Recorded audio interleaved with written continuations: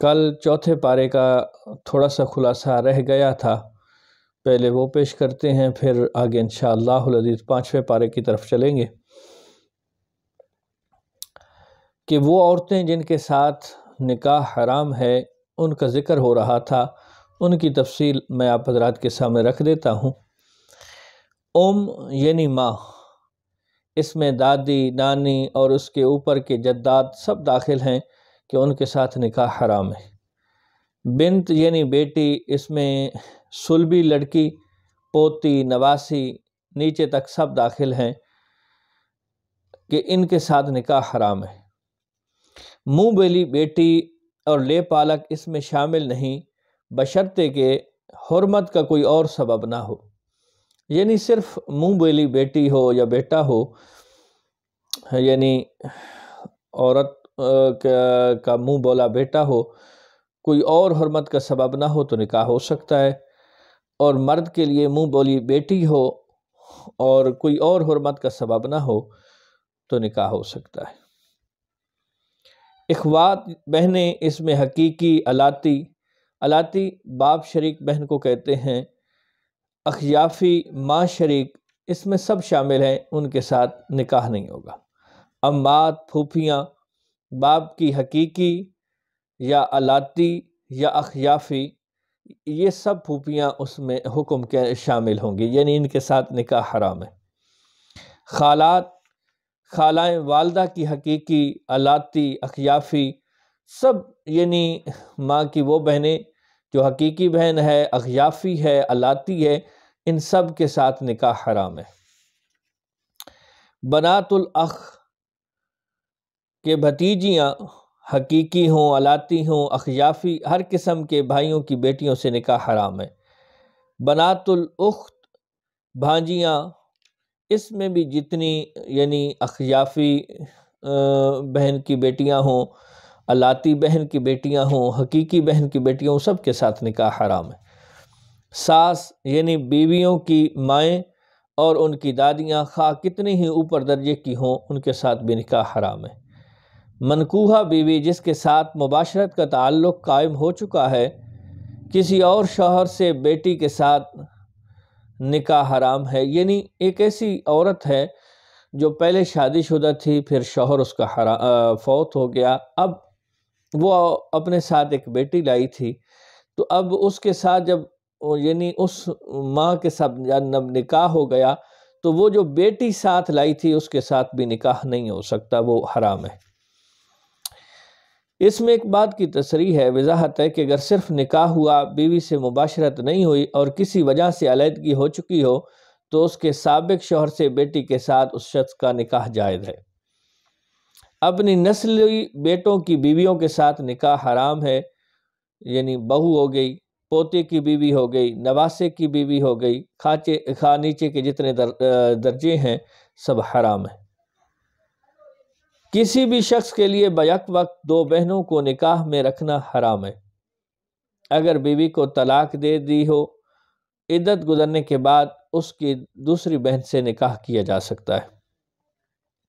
اور اس کا ایک قول اور مقولہ بیان کیا ہے کہ ان دو عورتوں کو ایک بندے کے نکاح میں اکٹھا رکھنا جائز نہیں ہے، کہ اگر ان دو میں سے ایک کو فرد محال کے طور پہ مرد اگر آپ تصور کرتے ہیں تو ان دونوں کا آپس میں نکاح نہ ہو سکتا ہو تو ان دونوں کو ایک ہی وقت میں نکاح میں رکھنا ایک مرد کے لیے جائز نہیں ہے۔ جس طرح نسبی رشتے سے دو بہنوں کو بیک وقت نکاح میں جمع کرنا حرام ہے، اسی طرح رضائی بہنوں کا بھی بیک وقت نکاح میں جمع کرنا حرام ہے۔ اللہ تعالیٰ نے فرمایا کہ اس حکم کے آنے سے پہلے ماضی میں جو اسی طرح کے نکاح ہوئے وہ معاف ہیں۔ حدیث پاک میں ہے، جن عورتوں سے نسب کے رشتے سے نکاح حرام ہے ان سے رضاعت کے رشتے سے بھی حرام ہے۔ آگے پانچویں پارے کی تفسیر اور خلاصہ آپ حضرات کے سماعتوں کے نظر کرنے کا شرف حاصل ہوگا کہ پانچویں پارے کے شروع میں محرمات قطعیہ کے تسلسل میں یہ بھی بتایا کہ جب تک کوئی عورت کسی دوسرے شخص کے نکاح میں ہے اس سے نکاح حرام ہے، یہاں تک کہ اگر شوہر نے طلاق دے دی ہو تو عدت کے اندر نکاح اور واضح الفاظ میں نکاح کا پیغام دینا بھی حرام ہے۔ البتہ عدت کے بعد عورت اپنی رضامندی سے دوسرے شخص کے ساتھ نکاح کر سکتی ہے۔ ہاں، کفار کی وہ عورتیں جو میدان جنگ سے پکڑی جائیں اور تمہاری ملک میں آ جائیں تو ان سے جماع حلال ہے۔ سورہ نساء آیت نمبر 25 میں فرمایا کہ جو شخص آزاد عورتوں سے نکاح کی استطاعت نہیں رکھتا وہ کنیزوں سے نکاح کر سکتا ہے۔ آیت نمبر 29 میں بتایا کہ باطل طریقوں سے ایک دوسرے کا مال کھانا حرام ہے اور باہمی رضامندی سے تجارت جائز ہے اور اس سے حاصل ہونے والا نفع بھی جائز ہے۔ اسی طرح ہبہ اور وراثت کے ذریعے جو مال ملے وہ بھی جائز ہے۔ آیت نمبر 30 میں فرمایا کہ جو شخص ظلماً دوسروں کا مال کھائے گا وہ جہنم کا ایندھن بنے گا۔ اللہ تعالیٰ نے فرمایا کہ اگر بندے کبیرہ گناہوں سے بچتا رہے تو وہ اپنے فضل و کرم سے بندے کے صغیرہ اور غیر ارادی گناہوں کو معاف فرما دے گا۔ آیت نمبر 32 میں حسد کی ممانعت کرتے ہوئے فرمایا کہ اللہ تعالیٰ نے اپنی حکمت سے کسی کو مال، عزت یا مرتبے میں فضیلت دے رکھی ہے تو اس کے زائل ہونے کی تمنا نہ کرو، کیونکہ یہی حسد ہے جو حرام ہے۔ کسی کے ساتھ حسد کرنے سے بہتر ہے کہ اللہ تعالیٰ سے اس کے فضل کا سوال کرو، اس کے خزانوں میں کوئی کمی نہیں ہے۔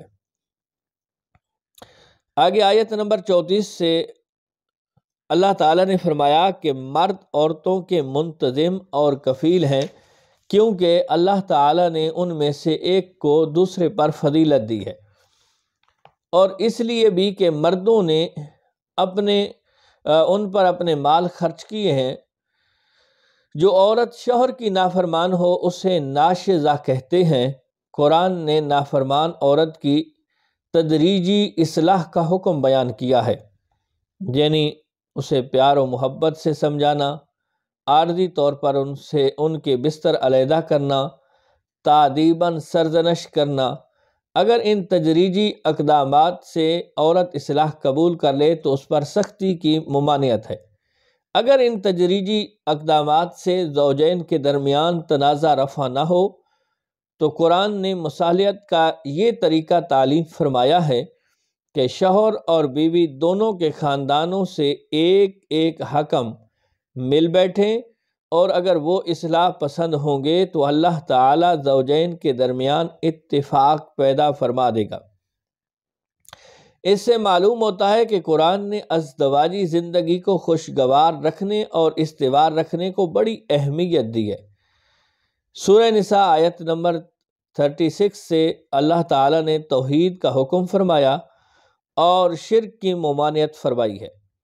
اس کے بعد حقوق العباد کا بیان ہوا اور فرمایا کہ ماں باپ، قرابت داروں، یتیموں، مسکینوں، پڑوسیوں، مسافروں اور اپنے محتاطوں کے ساتھ اچھا برتاؤ کرو۔ پھر پڑوسیوں کی درجہ بندی کرتے ہوئے فرمایا کہ ایک پڑوسی وہ ہے جو قرابت دار ہے۔ یہ قرابت رشتہ داری کی بھی ہو سکتی ہے اور اسلامی رشتے کے حوالے سے بھی۔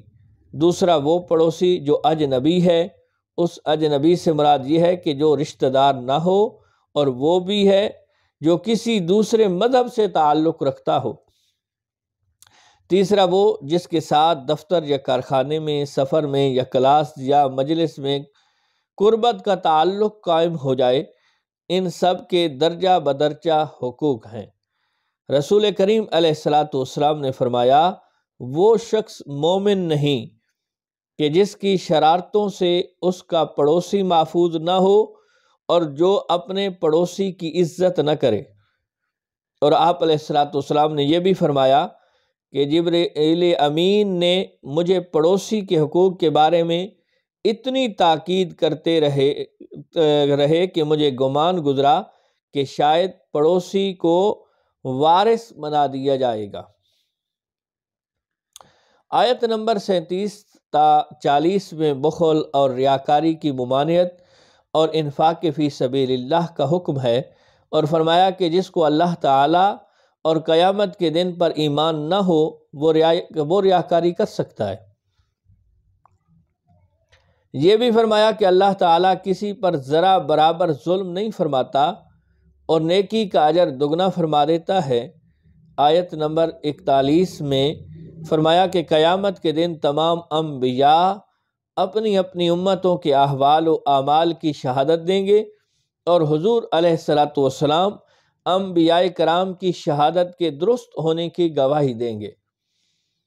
اس سے اگلی آیت میں انبیاء اور رسول کی نافرمانی کرنے والوں کے پچھتاوے کا ذکر ہے۔ آیت نمبر 44 میں یہود کی گمراہیوں اور سرکار دو عالم علیہ السلام کو تسلی دینے کا ذکر ہے۔ آیت نمبر 43 یعنی 43 میں نماز کے چند مسائل بیان فرمائے کہ نشے کی حالت میں نماز ادا نہ کرو۔ نماز تو کسی حالت میں چھوڑی نہیں جا سکتی، تو مسلمان کو ہر قسم کا نشہ چھوڑ دینا چاہیے۔ بعض ناگزیر صورتوں میں تیمم کی اجازت دی گئی ہے، وہ یہ ہے کہ آدمی مسافر ہو اور پانی سرے سے دستیاب ہی نہ ہو، یا قیمت پر دستیاب ہو اور وہ قیمت اس کی استطاعت میں نہ ہو، یا صرف اتنا پانی ہو کہ پیاس بجھائے یا وضو کرے، تو پیاس بجھانے کو ترجیح دی جائے گی۔ یا پانی دستیاب تو ہے لیکن بیمار ہے اور پانی کے استعمال کرنے کی صورت میں اس کی زندگی یا صحت کو شدید نقصان پہنچ سکتا ہے۔ بے وضو ہو یا غسل واجب ہو، دونوں صورتوں میں تیمم کی رخصت ہے۔ تیمم کا طریقہ یہ ہے کہ نیت کے ساتھ ایک بار پاک مٹی پر ہاتھ مارے اور اس سے چہرے کا مسح کرے، اور دوسری بار مٹی پر ہاتھ مارے اور کوہنیوں سمیت دونوں ہاتھوں کا مسح کرے۔ زمین کی جنس سے جو بھی پاک چیز ہو اس سے تیمم کرنا جائز ہے۔ آیت نمبر 46 کے اندر یہ بیان ہے کہ یہودیوں کی ایک کبھی خصلت کا ذکر ہے کہ وہ کلام الہی میں تحریف کرتے ہیں۔ اس کی ایک صورت تو یہ ہے کہ کسی لفظ کو اپنے مقام سے ہٹا دیا جائے یا اسے چھپا دیا جائے، اور جب انہیں اللہ تعالیٰ کا حکم سنایا جاتا ہے تو وہ ہم نے سنا اور اطاعت کی کہنے کے بجائے کہتے ہیں ہم نے سنا اور ہم نے نافرمانی کی، اور آپ کا حکم نہ سنا جائے، اور رائنا ہماری رعایت کیجئے کہ کلمے کو زبان پھیر کر رعینا کہتے ہیں، یعنی اہانت آمیز معنوں میں استعمال کرتے ہیں، اور یہ ان کی اللہ کے رسول علیہ السلام سے نفرت اور فطری خباثت کی وجہ سے ہے، اور اسی وجہ سے ان پر اللہ تعالیٰ کی لعنت برستی ہے۔ اللہ تعالیٰ نے ان سے فرمایا جس طرح تم کلمات الہی بگاڑتے ہو اس کی سزا کے طور پر تمہاری صورتیں بھی بگاڑی جا سکتی ہیں۔ آیت نمبر 48 میں فرمایا کہ اللہ تعالیٰ شرک کے گناہ کو کسی صورت میں معاف نہیں فرماتا، اس کے علاوہ وہ جس کے لیے چاہے اس سے کم تر گناہ کو معاف فرما دیتا ہے۔ آیت نمبر 49 میں اپنی پاک بازی بیان کرنے والوں کا رد ہے۔ فرمایا کہ اللہ تعالیٰ جس سے چاہتا ہے پاک کرتا ہے، اس میں ہر شیخی خور اور ڈینگے مارنے والوں کے لیے عبرت ہے۔ آیت نمبر 51 میں فرمایا اہل کتاب بت اور شیطان پر ایمان لاتے ہیں۔ یہود کے سردار کعب بن اشرف اور حیی بن اخطب رسول اللہ صلی اللہ علیہ وآلہ وسلم کے خلاف جنگ کی خاطر مشرکین مکہ کو حلیف بنانے کے لیے گئے، تو مشرکین مکہ نے کہا جب تک تم لوگ ہمارے بتوں کو سجدہ نہ کرو ہم تم پر اعتبار نہیں کریں گے۔ انہوں نے اہل کتاب اور اہل توحید ہونے کے باوجود عداوت رسول میں بتوں کو سجدہ کر لیا اور اللہ تعالیٰ کی لعنت کے سزاوار بنے۔ قرآن نے بتایا کہ ختم المرسلین سے ان کی عداوت کا سبب آپ کو نبوت کا عطا کیا جانا تھا، حالانکہ اس سے پہلے حضرت ابراہیم علیہ السلام اور آل ابراہیم کو بھی اللہ تعالیٰ نے کتاب و حکمت اور بادشاہت کا اعزاز عطا فرمایا تھا۔ اور وہ جسے چاہے نواز دے۔ پھر فرمایا کہ یہود کو ان کی ان نافرمانیوں کی پاداش میں جہنم کا سخت عذاب دیا جائے گا، اور ان کی کھالیں جلتی رہیں گی، اور جلنے کے بعد انہیں نئی کھالیں دے کر عذاب جاری رکھا جائے گا۔ سورۃ النساء آیت نمبر 58 میں اللہ تعالیٰ نے فرمایا کہ امانتیں ان کے حقداروں کو دو، اور جب فیصلہ کرنے لگو تو انصاف کے ساتھ فیصلہ کرو۔ حکومت و اقتدار اور منصب و عہدہ بھی امانت ہے، مشورہ بھی امانت ہے، اور کسی کے پاس کسی نے کوئی چیز ودیعت رکھی ہو تو یہ بھی امانت ہے۔ حدیث پاک میں ہے، رسول کریم علیہ السلام سے دریافت کیا گیا قیامت کب آئے گی؟ آپ علیہ السلام نے فرمایا جب امانت ضائع کر دی جائے۔ پوچھا گیا امانت کیسے ضائع ہوگی؟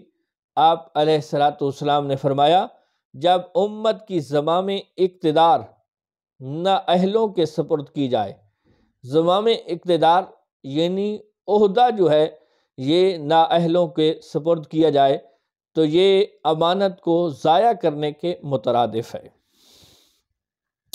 آیت نمبر 59 میں فرمایا اے مومنو اللہ کی اطاعت کرو اور رسول کی اطاعت کرو، اور جو تم میں سے صاحبان اختیار ہیں ان کی اطاعت کرو۔ اس میں اللہ عز و جل اور رسول کریم علیہ السلام کی غیر مشروط اطاعت کا حکم ہے، اور اہل اقتدار کی اطاعت مشروط ہے۔ اگر اہل اقتدار کے ساتھ کسی معاملے کے جائز یا ناجائز ہونے کے بارے میں اختلاف ہو جائے تو فیصلہ قرآن و سنت کی روشنی میں ہوگا۔ آیت نمبر 60 تا 63 میں منافقین کی مکروہ چالوں اور دو رخے پن کا ذکر ہے۔ اس کے بعد اہل ایمان کے لیے ایک ایمان افروز نوید ہے۔ اللہ عز و جل نے ارشاد فرمایا اور ہم نے ہر رسول کو صرف اس لیے بھیجا ہے کہ اللہ تعالیٰ کی اذن سے اس کی اطاعت کی جائے، اور جب یہ اپنی جانوں پر ظلم کر بیٹھیں تو اے رسول یہ آپ کے پاس آئیں اور اللہ تعالیٰ سے اپنے گناہوں کی بخشش مانگیں، اور رسول بھی ان کے لیے دعائے مغفرت کریں، تو یہ ضرور اللہ کو بہت توبہ قبول کرنے والا، بے حد رحم کرنے والا پائیں گے۔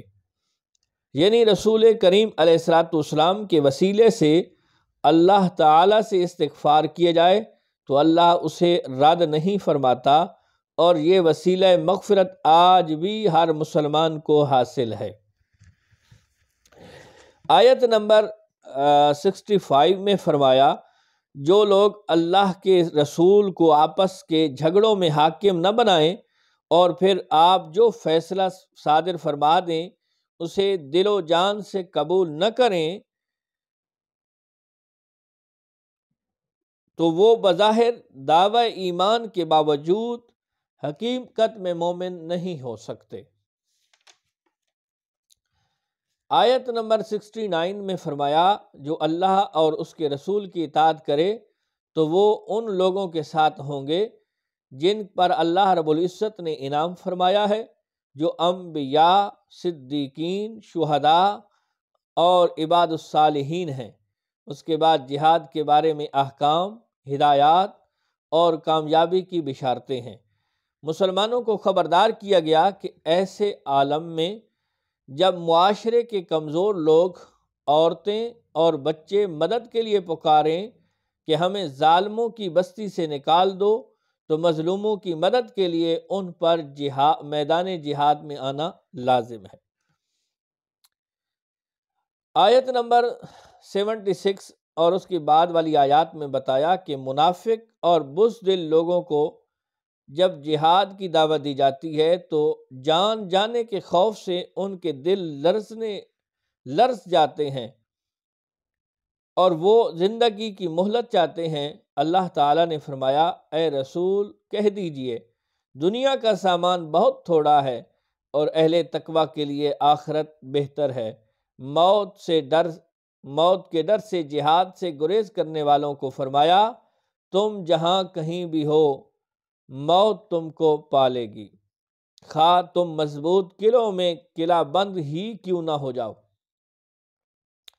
منافقوں کا ایک شعار یہ بھی بتایا کہ انہیں کوئی بھلائی پہنچے تو کہتے ہیں یہ اللہ تعالی کی طرف سے ہے، اور اگر کوئی برائی پہنچے کہتے ہیں یہ آپ کی طرف سے ہے۔ اے رسول کریم علیہ الصلوۃ والسلام، آپ کہہ دیجئے کہ ہر چیز اللہ تعالی کی طرف سے ہے۔ پھر فرمایا تمہیں جو اچھائی پہنچتی ہے وہ اللہ تعالی کی طرف سے ہے، اور تمہیں جو برائی پہنچے تو وہ تمہاری ذات کی وجہ سے ہے۔ منافقوں کی ایک خصلت یہ بھی بتائی کہ رسول کریم علیہ الصلوۃ والسلام کے سامنے کہتے ہیں ہم نے آپ کا حکم مانا، پھر رات کو اپنی مجلسوں میں اس کے برعکس بات کرتے ہیں۔ اللہ تعالیٰ فرماتا ہے وہ قرآن میں غور کیوں نہیں کرتے؟ اگر یہ قرآن اللہ کے غیر کے پاس سے آیا ہوتا تو یہ اس میں بہت اختلاف پاتے۔ قرآن نے ایک اصول بتایا کہ حالت جنگ اور زمانہ جنگ میں امن اور خوف کے حوالے سے ہر سنی سنائی خبر کو پھیلانا نقصان کا سبب بنتا ہے۔ ایسے زمانوں میں خبروں پر نگرانی کا اہتمام ہونا چاہیے کہ کس کی خبر اشاعت مسلمان کے لیے مفید اور کس کی اشاعت مسلمانوں کے لیے نقصان دہ ہے۔ اسے آج کل کی اصطلاح میں سینسرشپ کہتے ہیں، اور جدید دنیا میں بھی حالت جنگ میں خبروں کی اشاعت سرکاری کنٹرول ہوتا ہے۔ اس کا فیصلہ کرنا اہل نظر اور سیاست و جنگ کے ماہرین کا کام ہوتا ہے، کیونکہ فوج اور قوم کے مورال پر ان افواہوں کا اثر پڑتا ہے، اور اب میدانوں کے علاوہ پروپیگنڈا کر کے نفسیاتی جنگ بھی لڑی جاتی ہے۔ سورۃ النساء آیت نمبر 84 میں نبی کریم علیہ الصلوۃ والسلام کو خود جہاد کرنے اور مومنین کو جہاد کی ترغیب دینے کا حکم ہے۔ آیت نمبر 85 میں فرمایا جائز سفارش کا اجر اور ناجائز سفارش کا وبال سفارش کرنے والے کے لیے ہوگا۔ آیت نمبر 86 میں معاشرتی آداب بتائے گئے کہ جب تمہیں کسی لفظ سے سلام کیا جائے تو تم اس سے بہتر الفاظ میں جواب دو، یا کم از کم انہی الفاظ میں جواب دو۔ زمانہ جنگ میں مسلمانوں کو کئی طرح کے لوگوں سے واسطہ پڑتا تھا۔ وہ منافقین جو دل سے مسلمانوں کی تباہی اور ناکامی چاہتے تھے، ان کے لیے فرمایا کہ نہ تو انہیں اپنا دوست بنایا جائے اور نہ ان کے ساتھ کوئی رعایت برتی جائے، بلکہ ان کا کلا کما کر دیا جائے۔ کچھ لوگ وہ تھے جو جنگ سے گریز چاہتے تھے، نہ مسلمانوں سے لڑنا چاہتے تھے، نہ اپنی قوم کی حمایت میں لڑنا چاہتے تھے، یا وہ ایسی قوم کے پاس چلے جاتے جن کے ساتھ مسلمانوں کا جنگ نہ کرنے کا معاہدہ ہے۔ تو قرآن نے بتایا اگر وہ جنگ سے کنارہ کش ہو جائیں اور مسلمانوں سے نہ لڑیں اور مسلمانوں کو صلح کا پیغام دیں تو مسلمانوں کو بھی ان سے تعارض نہیں کرنا چاہیے۔ منافقین کا ایک گروہ وہ تھا جو مسلمانوں اور اپنی قوموں کے دونوں کے ساتھ امن سے رہنا چاہتا تھا، لیکن ان کی باطنی کیفیت یہ تھی کہ اگر ان کی قوم کی طرف سے مسلمانوں پر جنگ مسلط کر دی جائے تو وہ اس میں کود پڑیں۔ تو قرآن نے بتایا اگر وہ مسلمانوں سے الگ نہ ہوں اور مسلمانوں کو صلح کا پیغام نہ دیں اور موقع ملنے پر مسلمانوں کو نقصان پہنچانے سے اپنا ہاتھ نہ روکیں تو مسلمانوں کو بھی حق ہے کہ موقع ملنے پر ان کا کلا کما کر دیں۔ آیت نمبر 92 میں قتل خطا کا حکم بیان ہوا ہے کہ اگر کسی مسلمان کے ہاتھوں غیر ارادی طور پر غلطی سے کسی مسلمان کا قتل ہو جائے تو اس کی تلافی کے لیے کفارہ بھی دینا ہوگا اور مقتول کے ورثاء کو دیت بھی دینی ہوگی، سوائے اس کے کہ مقتول کے ورثاء دیت معاف کر دیں۔ اسی طرح کسی معاہدہ قوم کا کوئی فرد مسلمانوں کے ہاتھوں غلطی سے قتل ہو جائے تو اس کا حکم بھی یہی ہے، اور اگر کسی مسلمان کے ہاتھوں کسی دشمن قوم کا کوئی فرد غلطی سے قتل ہو جائے تو اس کے لیے صرف کفارہ ہے، کفارہ ایک مومن غلام کو آزاد کرنا ہے۔ اور اگر مومن غلام دستیاب نہ ہو، جیسے کہ اب دنیا میں غلامی کا رواج ختم ہو چکا ہے اور اسلام بھی غلامی ختم کرنے کو پسندیدگی کی نگاہ سے دیکھتا ہے، بلکہ اسلام نے مختلف ترغیبات دے کر اور اسے کار ثواب کے طور پر پیش کر کے اس کے خاتمے کی بنیاد تو ڈالی ہے۔ تو ایسی صورت میں کفارہ 2 مہینے کے مسلسل روزے رکھنا ہے۔ یہ اللہ تعالیٰ کی طرف سے تو توبہ ہے۔ قتل خطا کی دیت حدیث پاک میں بیان ہوئی ہے، جو یہ ہے کہ 1000 طلائی یعنی گولڈن دینار یا 10,000 نقرائی سلور درہم یا 100 اونٹ قتل خطا کی ذیلی اقسام اور دیت کی تفصیلات کے لیے کتب فقہ کا مطالعہ کیا جا سکتا ہے کہ کون قتل خطا کے اندر ان میں کیا کیا ہو سکتا ہے۔ آیت نمبر 93 میں قتل عمد یعنی ارادی طور پر کسی بے قصور انسان کی جان کو تلف کرنے کا حکم بیان کیا گیا، جو یہ ہے کہ جہنم کا دائمی عذاب۔ اگر حرام سمجھ کر قتل کیا ہے تو جب تک اللہ تعالیٰ کی مشیت کا تقاضا ہو مدت دراز تک جہنم میں رہے گا، اور اگر قتل ناحق کو حلال جان کر کیا ہو تو ہمیشہ جہنم میں رہے گا، اور اس پر اللہ تعالیٰ کا غضب ہوگا اور اللہ تعالیٰ کی لعنت ہوگی۔ آخرت میں اس کے لیے عذاب عظیم ہے۔ اگر کسی نے قصداً قتل ناحق کیا ہے اور دنیا میں اس سے قصاص لے لیا گیا ہے، تب بھی آخرت کی نجات کے لیے توبہ شرط ہے۔ قتل ناحق کی صورت میں قاتل سے قصاص بھی لیا جا سکتا ہے، اور کسی بھی مالی بدل پر صلح کی جا سکتی ہے، یا بغیر کسی مالی بدل کے معاف کیا جا سکتا ہے۔ یہ دنیاوی احکام ہیں۔ آیت نمبر 94 میں مومنین سے ارشاد فرمایا کہ جہاد کے سفر یا میدان جنگ میں اگر کوئی اقرار ایمان کر لے تو مال غنیمت کے حصول کے لیے ایسے شخص کے ایمان کا انکار کر کے اسے قتل نہیں کرنا چاہیے، اور فرمایا اللہ تعالیٰ کے پاس بہت غنیمتیں ہیں اور تمہیں اللہ تعالیٰ نے احسان کر کے دولت ایمان سے نوازا ہے۔ آیت نمبر 95 میں یہ بتایا کہ جو لوگ جہاد سے کنارہ کش ہیں ان کا درجہ ان کے برابر نہیں ہو سکتا جو اپنے جان مال سے اللہ کی راہ میں جہاد کر رہے ہیں۔ ان کو اللہ تعالیٰ نے فضیلت دی ہے، البتہ جو بیماری یا ضعیف العمری کے سبب عملی جہاد میں شریک نہیں ہیں لیکن وہ جنگ کا منصوبہ ساز ہے، حکمت عملی ترتیب دینے والا ہے، جنگی چالیں سکھانے والا ہے، یا مجاہدین کی خدمت میں مشغول ہے، وہ یقیناً مجاہد کا اجر پائے گا۔ عہد رسالت کے تناظر میں جب کہ مسلمان مستقل حالت جنگ میں تھے، جو لوگ جنگ سے گریز کرتے رہے ان کے بارے میں فرمایا جب ان کی روح قبض کرنے کا وقت آئے گا تو فرشتے ان سے پوچھیں گے کہ حق و باطل کی جنگ کے وقت تم کہاں تھے؟ وہ کہیں گے ہم زمین میں کمزور تھے، تو فرشتے ان سے کہیں گے تم نے دارالایمان کی طرف ہجرت کیوں نہ کی؟ لیکن جو مرد، عورتیں اور بچے واقعی کمزور تھے ان کے لیے کوئی راہ نجات نہ تھی، تو اللہ تعالیٰ ان کو معاف فرمائے گا۔ یہ بھی فرمایا کہ ہجرت کے نتیجے میں اللہ تعالیٰ وسعت عطا فرمائے گا، اور جو شخص ہجرت کے ارادے سے اپنے گھر سے روانہ ہو جائے اور اسی دوران اسے موت آ جائے تو اس کا اجر اللہ تعالیٰ کے ذمے ہے۔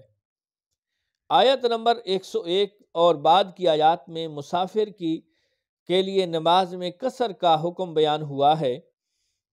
فقہ حنفی میں مسافت سفر کی مقدار 98 کلومیٹر ہے۔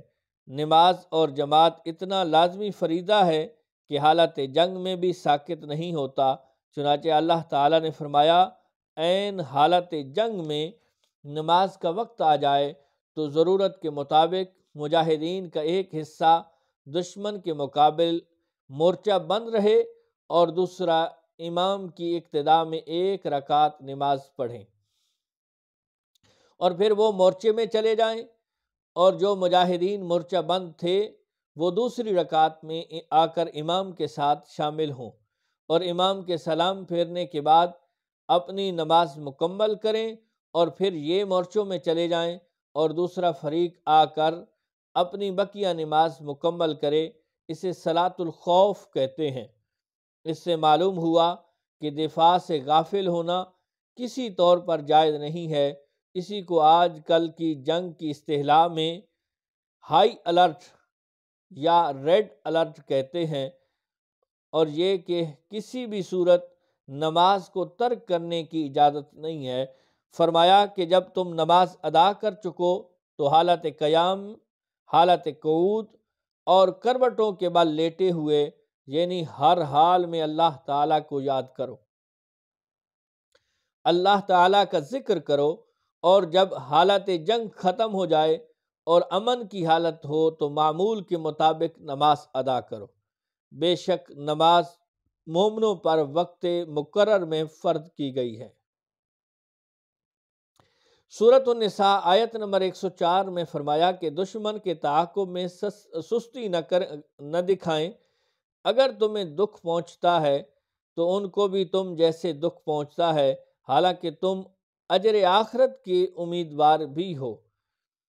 105 سے 108 آیت میں عہد رسالت میں پیش آنے والے ایک یہودی اور مسلمان کے درمیان چوری کے معاملے میں ہونے والے فیصلے کے ایک خاص واقعے کی طرف اشارہ ہے، جب مسلمانوں کے ایک قبیلے کے کچھ افراد جان بوجھ کر گناہ گار کو بے گناہ اور بے گناہ کو گناہ گار ثابت کرنا چاہتے تھے۔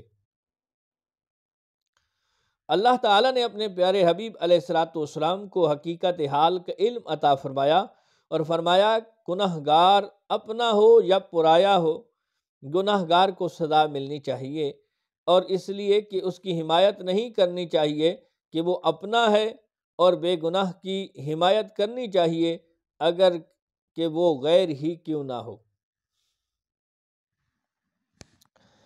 اللہ تعالیٰ فرماتا ہے جو کوئی گناہ کا کام کرے یا اپنی جان پر ظلم کرے پھر اللہ تعالیٰ سے مغفرت طلب کرے تو وہ اللہ تعالیٰ کو غفور و رحیم پائے گا، اور ہر شخص کی بدعمالیوں کا وبال اسی پر آئے گا، یعنی کوئی اور دوسرا نہیں اٹھائے گا، بس وہ خود اپنے بدعمالیوں کا وبال پائے گا۔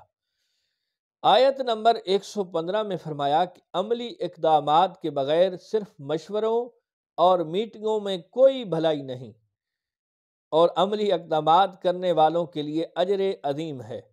اللہ تعالیٰ نے فرمایا اور جو شخص ہدایت کے ظاہر ہونے کے بعد رسول کی مخالفت کرے اور تمام مسلمانوں کے راستے کے خلاف چلے تو ہم اسے اسی طرف پھیر دیں گے جسے اس نے خود اختیار کیا، اور اسے جہنم میں داخل کر دیں گے، اور وہ برا ٹھکانہ ہے۔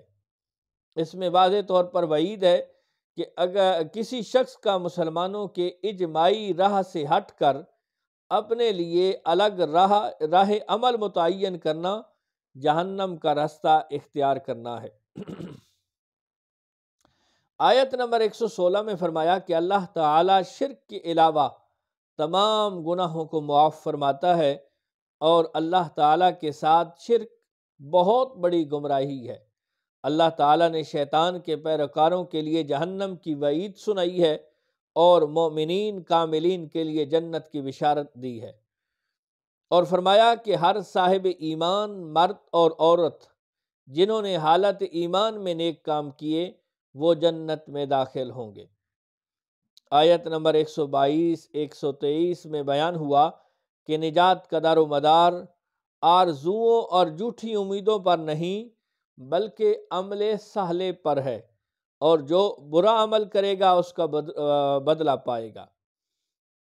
سورۃ النساء آیت نمبر 125 میں اللہ تعالیٰ نے فرمایا، اس سے اچھا دین کس کا ہوگا جو اپنے آپ کو اللہ تعالیٰ کی بندگی کے سپرد کر دے، اور وہ نیکوکار ہو اور ملت ابراہیم کا پیروکار ہو۔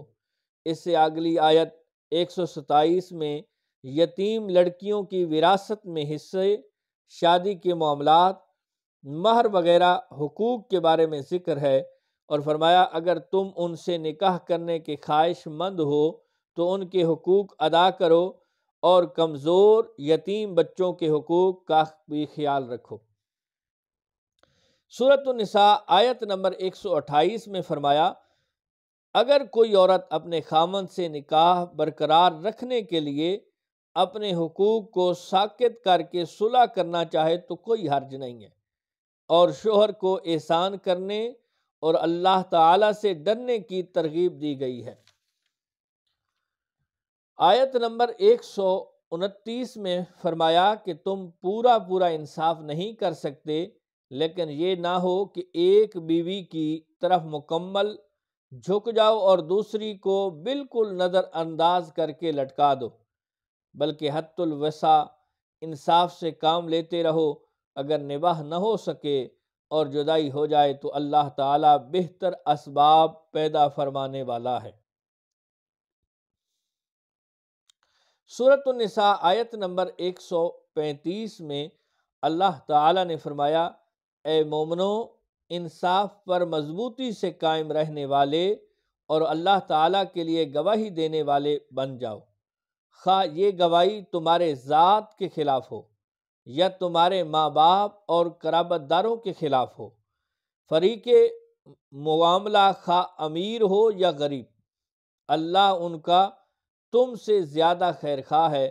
پس گواہی دیتے وقت تم خواہش کی پیروی کر کے عدل سے روگردانی نہ کرو، اور اگر تم نے گواہی میں ہیر پھیر کیا یا اعراض کیا تو اللہ تعالیٰ تمہارے سب کاموں سے خوب باخبر ہے۔ سورۃ النساء آیت نمبر 136 میں ایمان والوں کو دین